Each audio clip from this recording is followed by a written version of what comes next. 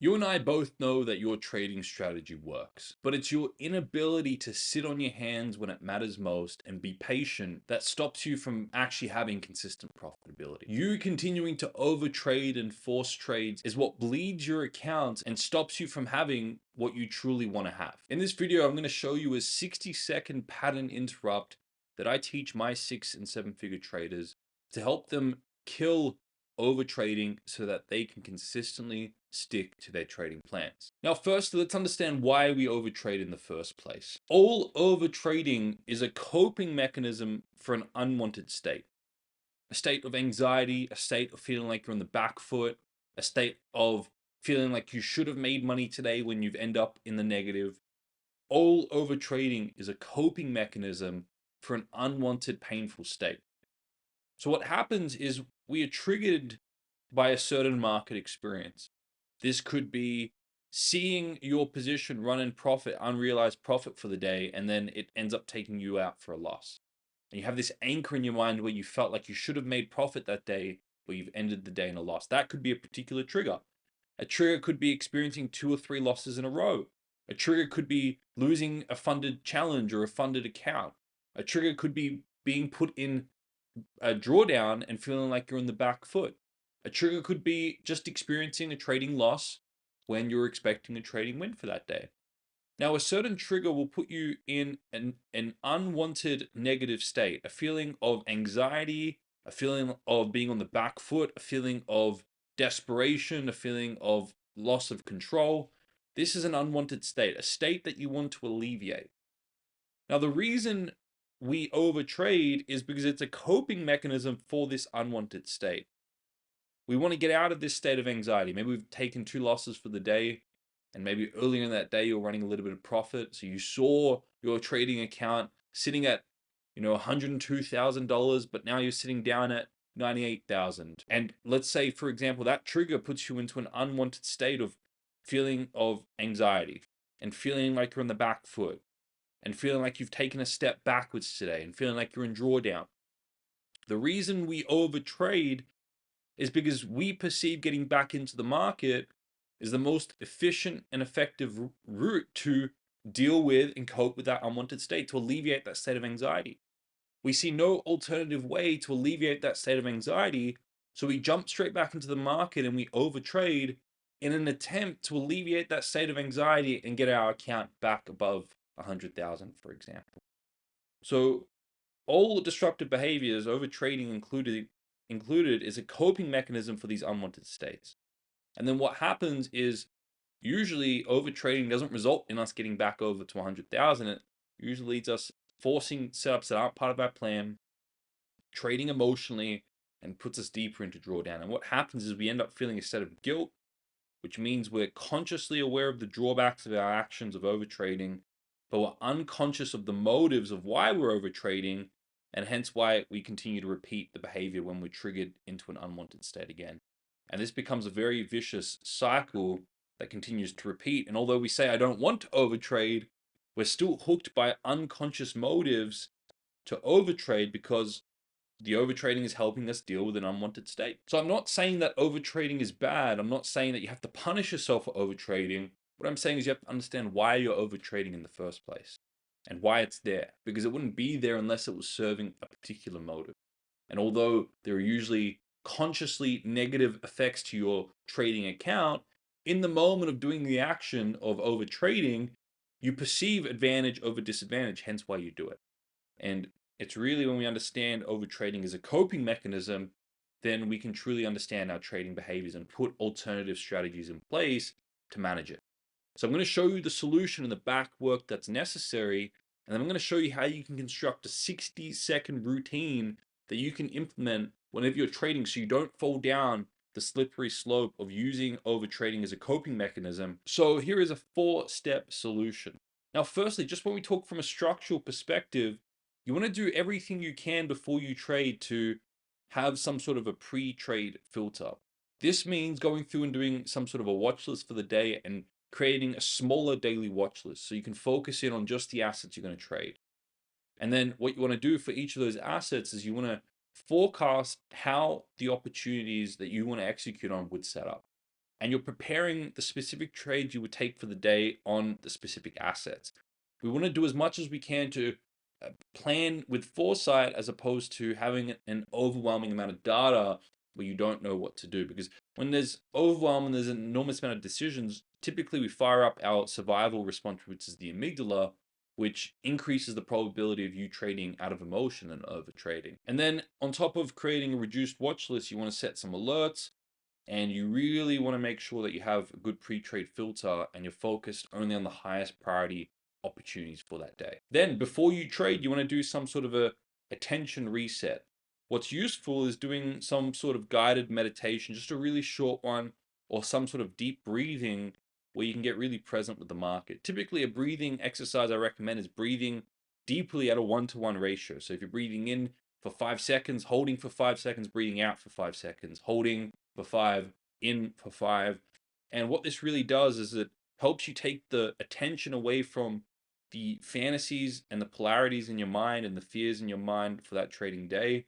And it helps you focus on being present with your breath and present with the market. And that type of attention reset, even if it's just a short amount of breathing, can help you get really present with the market. And when you do those two things, when you prioritize your setups for the day and you get more present with the market, what you're really doing is you're calming down the amygdala, the survival response, the animal part of your brain. This is a great way to prime yourself for sticking to your plan. Now, when we talk about pattern interrupts, we need to start going into the chain of events we just covered before, where we have a trigger, that trigger puts us into an unwanted state, then we participate in the coping mechanism, which is overtrading, and then we go and guilt ourselves and shame ourselves and repeat the behavior. So the first thing I want each of you to do is start keeping a trigger journal. I want you to become aware of what certain things in the market trigger you into an unwanted state of anxiety or trigger you into a state of feeling like you're on the back foot. What are those particular triggers? Because the more aware you can become of those triggers in the moment, and what I want you to do is just note those triggers. And what that looks like in real time is, okay, I've just taken a loss and I'm noting that this is a trigger putting me into this state of anxiety. Usually having that deeper state of awareness in the moment helps you build that muscle and helps you see the triggers, and putting you into an unwanted state in real time helps you have more control over it. So I want you to use this language of not judging your actions, not buying into and dramatizing your actions. Because what most traders do is they go off and they say, I took a loss, I'm such an idiot, I'm stupid, and they dramatize that experience as opposed to being a little bit more objective and just noting, all right, price tagged my entry, it hit my stop loss, and that's triggered me into this state. One's a little bit more rational, objective, and you notice how you're not dramatizing. Because usually what happens with the triggers is we compound them and we dramatize them. We make them much worse than what they are. So just an awareness of noting the trigger in that moment is very powerful. And all the while, keep a trigger journal, become aware of what the consistent things are that are triggering you in the market. Now, once you're in an unwanted state, remember, all unwanted states of anxiety or fear or feeling like you're in the back foot come with coping mechanisms. We have certain strategies and actions that we deploy as coping mechanisms for those negative unwanted states. And usually the way we're programmed based on previous associations is to get back in the market and trade again, because we think getting back into the market is going to help us alleviate that unwanted state. But what I want you to do with foresight and really sit with this now is identify 3 to 5 viable alternative actions that you can implement when triggered into a state of anxiety to help you alleviate that anxiety that don't actually involve trading. Because if you can have a list of alternative strategies, say for example, a meditation, let's say for example, a walk, say for example, a discussion with a trading friend or a trading coach, let's say for example, some form of journaling process. If you can have viable alternative strategies and actions that help you deal with the state of anxiety of that unwanted state that don't involve trading, you then in your mind, when you're in that anxious and an unwanted state, the only option isn't just get back into the market and overtrade. You now have other strategies you can reach for, other tools in your toolbox that you can reach for, journaling, for example, or a discussion with a trading coach. And these things help open your mind so you have alternative strategies that you can implement. And this helps limit and lower the probability of you just reaching for the overtrading card because you have alternative actions. And then finally, you really want to understand that all destructive behaviors, including overtrading, are coping mechanisms. No trader participates in a so-called destructive or self-sabotaging action unless they perceive in that moment it's going to bring them more advantage and disadvantage. So I really want you to broaden your perspective and really truly understand that you're participating in that behavior because it's serving you as a form of a coping mechanism in that moment for that unwanted state. Don't continue to beat yourself up. Understand why it's there and plan alternative actions to help manage those states. And you will start deleveraging just that action because you'll have viable alternative actions that you can use. And then solution number 4 is we want to start working on the emotional charge, because any overtrading comes directly related to certain emotions that we're having internally that drive us into overtrading. So I want to elaborate on that a little bit more. All right, so I really want you to understand what's happening in the psychology when we decide to overtrade. And this is the market, this is the trader.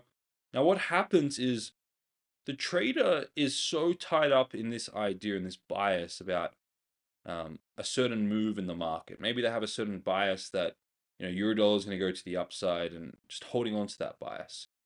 And by the way, overtrading could be a multiple different things. It could be this, it could be tied in with the, coping mechanism. So I'm throwing a lot of ideas out there, but usually overtrading will fall in one or many of these baskets, and you may need to peel the layers back a little bit behind overtrading to understand why you're doing it, to help see which of these principles and ideas that I'm sharing will be most applicable for you. But when we have the market here and a trader becomes so attached to the outcome of what they think a certain trade or a certain movement in the market is going to bring them. And let's say, for example, they get caught in this bias that Eurodollar is going to the upside, and they've associated all this pleasure to that move. They've associated a positive win, a certain amount of percentage in R, and maybe they think that that's going to help them pass their funded challenge or get a payout. They've associated status and recognition because they're going to share that with their trading communities and post it on their Instagram, so they get greater status by being in that trade. And maybe they think that that's going to help them, pay rent or get a new watch or get a new car or whatever it may be. And they create all these ideas in the virtual market in their mind. And you can see that this here is very different to the real market. The virtual market is the trader's own fantasies and expectations that they're conjuring up in their own mind. And what happens is they now have a certain bias in the market. And what happens once they have that belief or that bias that, a trade has to play out, it has to move in this certain direction, because in their mind they've associated such a strong outcome that they've bought into that idea because they think they're going to get all these things, that they're really invested in that idea that this trade's going to move in this certain direction. What happens whenever you hold a strong belief or bias is we have selective attention, where the market's communicating information, but we're only going to let in information that confirms our bias. And we're going to only let in information that supports our bias. So what happens is we selectively let in information that supports our bias, and we selectively disconfirm and push away information that runs counter to that. So any information that challenges our bias or idea, we push away and we don't let in. This is just through a simple selective attention filtering mechanism that the brain has built in as a survival mechanism. So our bias or our belief about what we think is going to happen in the market, in a sense, is a self-fulfilling prophecy, and it convinces us through selective attention and through confirmation bias, only letting in selective information, that there's still opportunity in the market. And what happens, even if there is no opportunity in the market, because of our such a strong bias, we're just pulling out selective pieces of information to support that, and we just continue to trade, even though the market isn't willing to give us what we think it's willing to give us. But because of our bias, we've just convinced ourselves there's still opportunity in the market, and we continue to trade. That's why you've probably found yourself sometimes adding indicators on price that you've never used before, just to try and confirm your bias that you're still right. Or looking at correlating pairs and trying to find little things and little cues to continue to hold on to your belief or bias.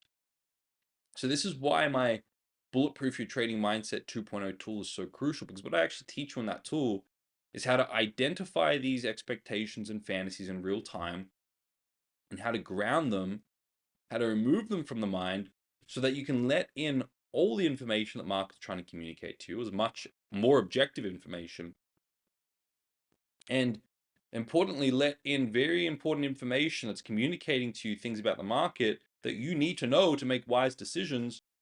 So when you ground this with the Bulletproof Your Trading Mindset tool, you can more objectively see the market, what it's trying to communicate to you, and make the best, wisest decisions in the market that align with your plan and that don't involve overtrading. And this is why I find when traders utilize that Bulletproof Your Trading Mindset tool, they start to build consistent profitability because they're letting in information, objective information, and they're acting objectively on that information, as opposed to most traders who just trade the fantasy in their mind and impose ideas onto the market, and the market ends up humbling them. So this is a tool that's been used by 6,500 traders across 92 plus countries around the world, and it's a completely free tool, free course. Link in the description, first comment. So if you're overtrading, if you're finding yourself having strong emotions in the market, and you're finding yourself deviating from your trading plan, make sure you download that tool and start using it. It's an absolute game changer. But traders, hopefully this has given you some insights. Now, once you implement all the preventative things I mentioned above, then the 60-second routine that helps you eliminate overtrading is just about coming to the market, present, read your trading plan, prepare your watch list for the day, set alerts, and then do a little breathing exercise, and then come to the market and utilize the Bulletproof Your Trading Mindset tool. Take you 10 seconds to do before every trade so you can ground these expectations, you get present with the market. And then if you do get triggered, note it, become aware of it, recognize that you then have alternative strategies, viable strategies to deal with the unwanted state of anxiety and fear so you don't need to overtrade. So that's the little pattern interrupt that you're implementing to stop overtrading.